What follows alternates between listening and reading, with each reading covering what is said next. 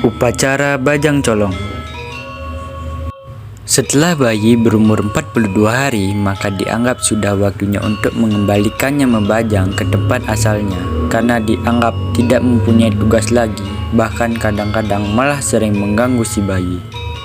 Nama bajang adalah kekuatan yang dianggap membantu sang catursana dalam mewujudkan pertumbuhan si bayi di dalam kandungan. Atas semua jasanya itu, agar tidak ngerubede, maka perlu diberikan laban berupa banten mencolong.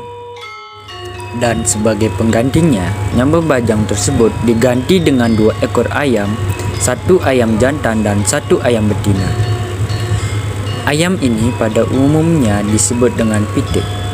Pitik ini biasanya tidak boleh disembelih karena dianggap sebagai pengasuh si bayi, maka akan dibuatkan suatu upacara yang disebut dengan upacara mencolongan, seperti yang diuraikan pada Kandapatrari dalam pembentukan bayi manusia. Sebagai simbol bentuk perwujudannya, nama bajang adalah sebuah bukti periuk tanah yang bagian bawahnya bolong diberikan kalung tapis disebut sebagai bajang tebingkah. Kemudian, sebuah pusuh biu atau jantung pisang diisi pis bolong atau uang kepeng sebanyak 3 gepeng disebut bajang pusuh. Papanyuh atau pelepah kelapa yang berlubang diisi cecarik kain putih kuning yang ditandai tapak dara dengan kapur sirih disebut bajang papah, dilengkapi sebuah genjer yang dibuat dari pelepah jaka diisi bunga berwarna merah atau bunga kembang sepatu atau bunga bang disebut dengan bajang reregek. Kemudian pitik, yaitu 2 anak lelaki perempuan yang disebut dengan bajang colong, dan masih banyak bajang-bajang yang lainnya.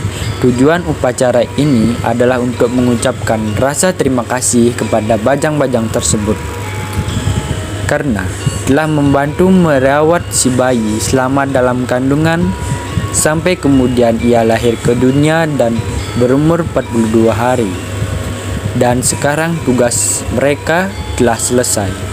Setelah memberikan laban atau upacara pencolongan, mereka dipersilahkan kembali ke asal mereka masing-masing. Menurut Kandapatrari, setelah bayi berumur 42 hari maka disebut tutup akambuhan.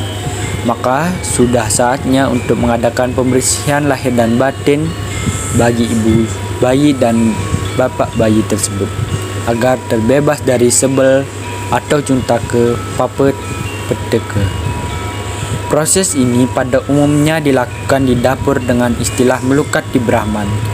Jika tidak di dapur, maka boleh di halaman rumah dengan menghadap ke selatan. Upacaranya tentu menurut Desa Kalepate.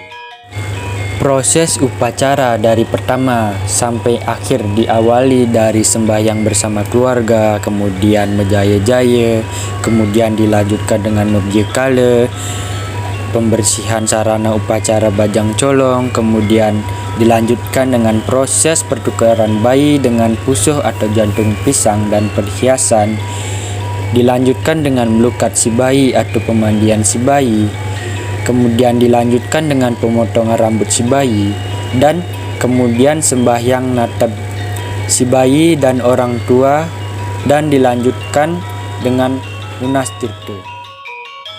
Hal ini yang mengandung makna pembersihan secara skala dan niskala untuk memohon keselamatan agar bayi dan orang tuanya terhindar dari berbagai gangguan skala dan niskala.